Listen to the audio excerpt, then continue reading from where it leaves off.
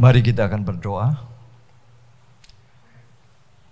Bapa di surga, terima kasih untuk kesempatan yang baik dan indah.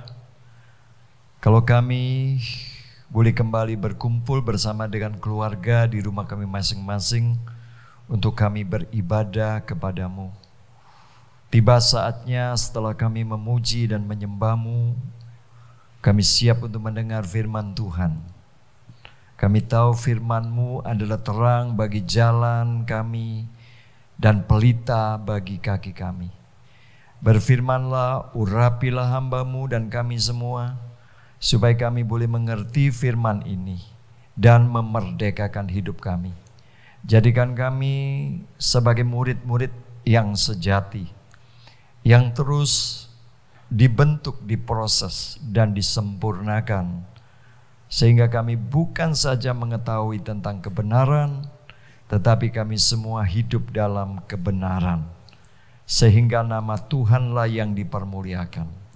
Terima kasih Bapa, di dalam nama, di atas segala nama, yaitu di dalam nama Tuhan Yesus Kristus, kami serahkan pemberitaan firman Tuhan ini di dalam tangan kasih kuasa Roh Kudus.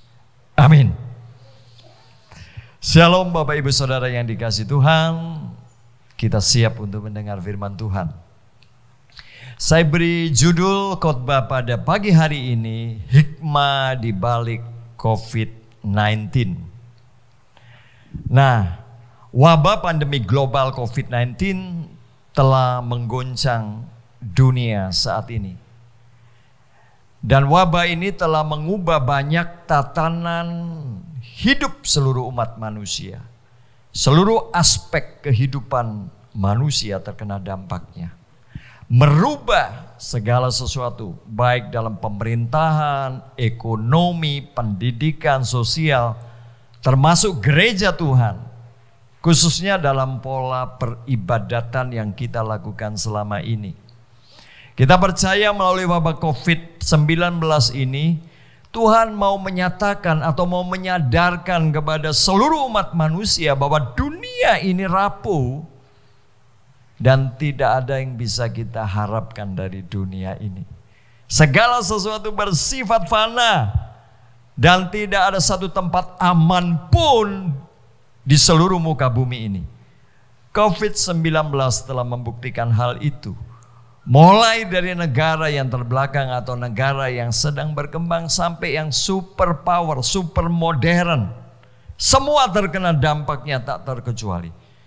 Bahkan negara super power Amerika saat ini kelabakan karena menjadi epicentrum penyebaran COVID-19 ini. Maka saya percaya melalui COVID ini Tuhan berbicara banyak buat kita. Saya percaya melalui COVID ini juga Tuhan ingin mengembalikan esensi gerejanya yang sudah berabad-abad tanpa kita sadari telah keluar dari kehendaknya. Pagi ini paling tidak ada 3 pelajaran atau hikmah di balik COVID-19 ini tentang gereja. Yang pertama, esensi gereja.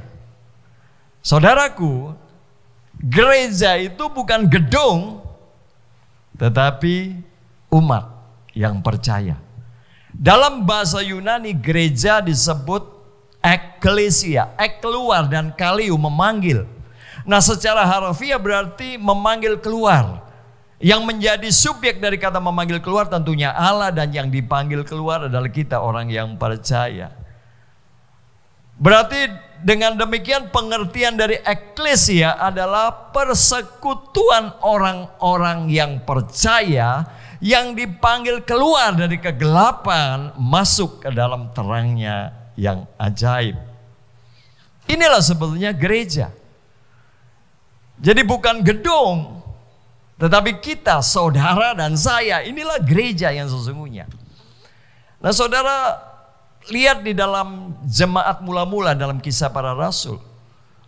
Mereka adalah kumpulan orang percaya yang menjadi satu. Ya, di dalam Kisah 4 ayat 32 saya akan bacakan. Adapun kumpulan orang yang telah percaya itu, mereka sehati dan sejiwa. Dan tidak seorang pun yang berkata bahwa sesuatu dari kepunyaannya adalah miliknya sendiri. Tetapi segala sesuatu adalah kepunyaan mereka bersama. Bahkan 1 Petrus 2 ayat 9 mengatakan, tetapi kamulah bangsa yang terpilih, imamat yang rajani, bangsa yang kudus, umat kepunyaan Allah sendiri, supaya kamu memberitakan perbuatan-perbuatan yang besar dari Dia yang telah memanggil kamu keluar dari kegelapan kepada terangnya yang ajaib. Nah, selama ini konsep gereja itu kurang tepat atau boleh dikatakan abnormal. Karena banyak orang beranggapan bahwa gereja itu gedung dan ibadah hanya sekedar seremonial belaka. Ya.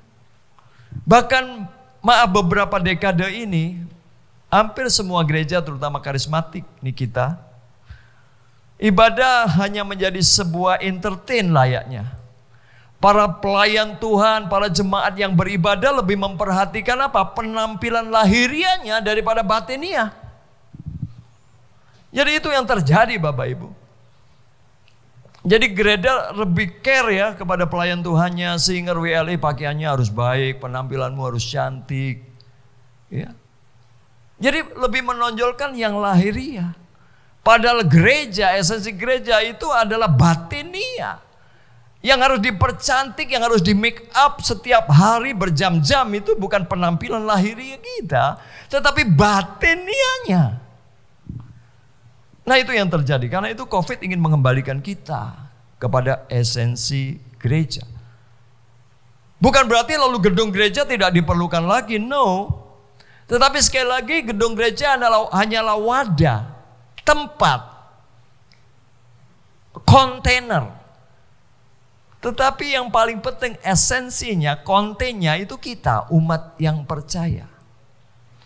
Gedung gereja diperlukan karena itu untuk berkumpulnya kita. Tempat untuk kita memuridkan, memberikan pengajaran, memperlengkapi jemaat Tuhan. Supaya mereka bisa mengaplikasikannya dalam kehidupan sehari-hari. Karena itu gereja diperlengkapi memang oleh Tuhan. Ya. Nabi, rasul, gembala, ya guru, penginjil, itu semua untuk memperlengkapi kita. Nah, gedung gereja itu wadahnya. Efesus 4 ayat 11-13.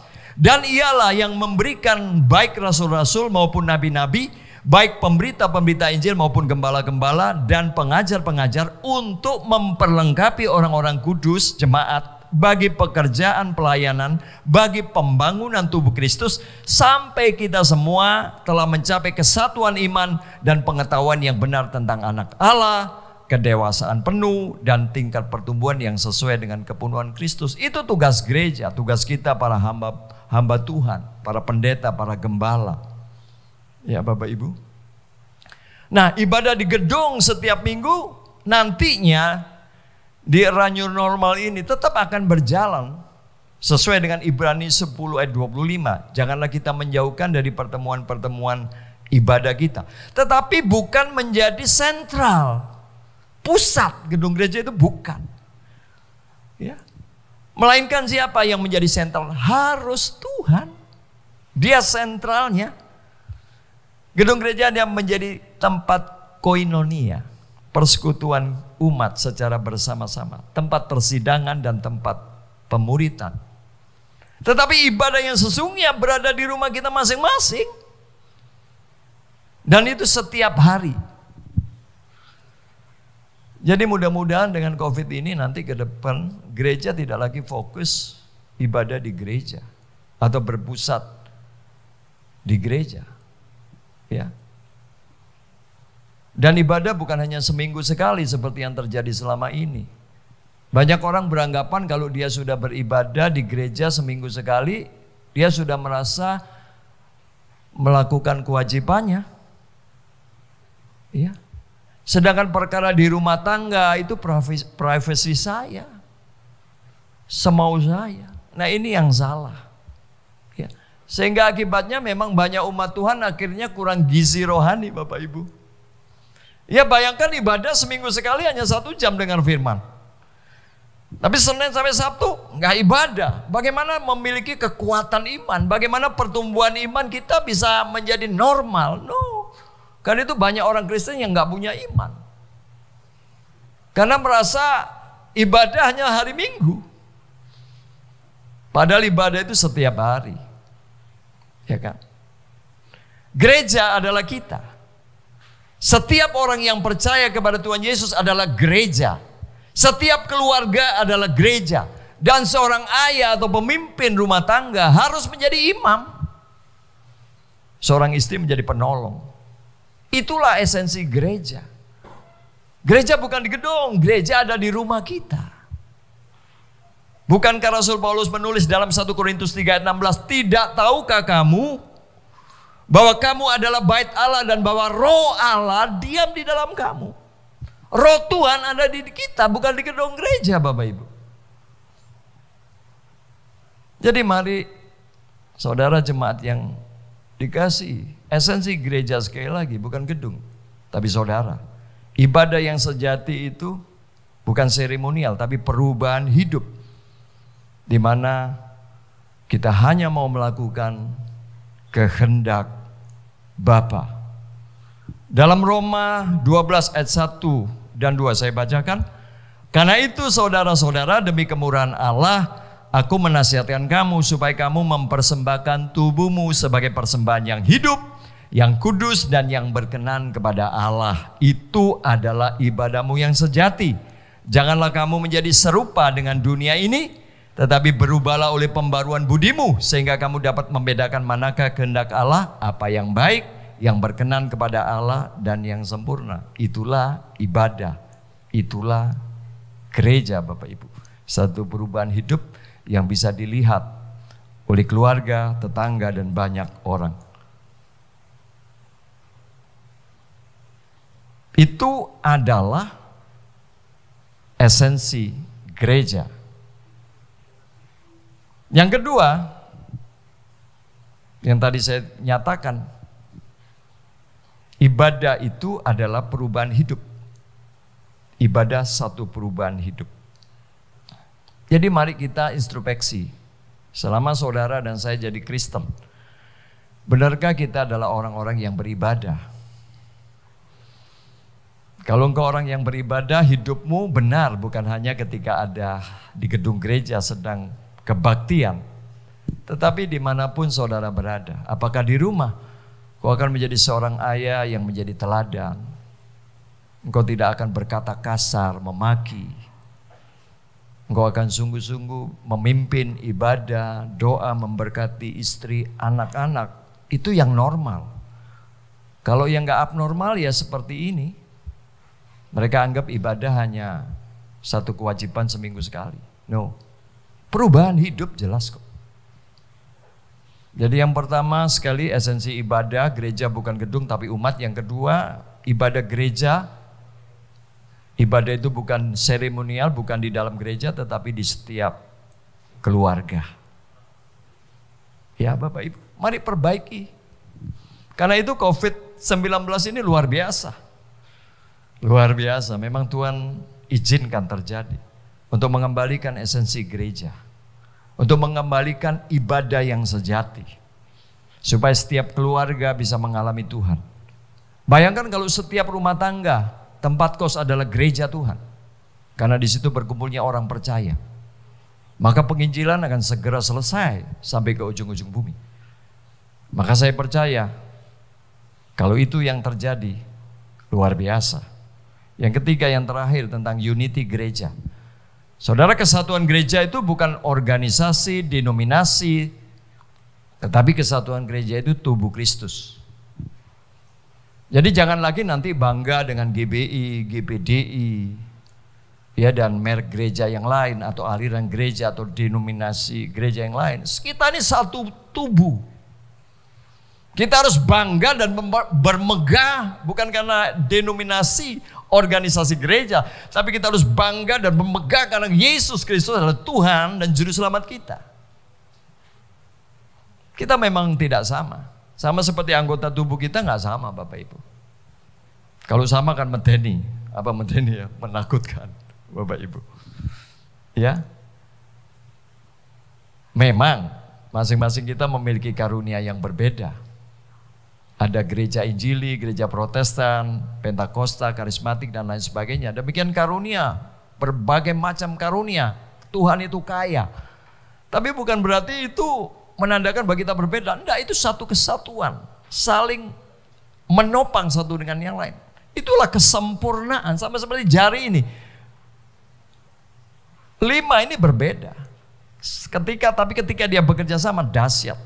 Bisa mengambil, bekerja, memukul dan lain sebagainya. Ya kan? Berfungsi dengan baik. Satu aja nggak ada, udah nggak sempurna. Nah, di dalam 1 Korintus 12 ayat 20 jelas dikatakan oleh Rasul Paulus, memang ada banyak anggota tetapi hanya satu tubuh. Jadi mata tidak dapat berkata kepada tangan, aku tidak membutuhkan engkau. Dan kepala tidak dapat berkata kepada kaki, aku tidak membutuhkan engkau. Malahan justru anggota-anggota tubuh yang nampaknya paling lemah yang paling dibutuhkan. Dan kepada anggota-anggota tubuh yang menurut pemandangan kita kurang terhormat, kita berikan penghormatan khusus. Dan terhadap anggota-anggota kita yang tidak elok, kita berikan perhatian khusus. Karena itu jempol nggak pernah pakai cincin. Ya, jari manis ini. Jadi Bapak Ibu, memang kita berbeda-beda karunia. Tapi itu sebetulnya dikerjakan oleh roh yang sama. Walaupun kita banyak, tetapi adalah satu tubuh di dalam Kristus. Jadi kita adalah satu Bapak Ibu. Wah, saya orang karismatik, kamu orang Protestan. No. Tidak ada. Jemaat mula-mula tidak mengenal denominasi. Semua berkumpul dalam nama Yesus. Segala sesuatu yang diperintahkan itu yang dilakukan. Mereka hidup dalam kasih, hidup dalam kebenaran, dalam kekudusan. Jadi saya sangat mengharap sebagai gembala buat kita semua, mari ada 3 hal hikmah di balik COVID-19 ini. Sekali lagi, yang pertama esensi gereja. Gereja bukan gedung tetapi umat, saudara dan saya. Ibadah bukan fokus di gereja tapi di rumah tangga.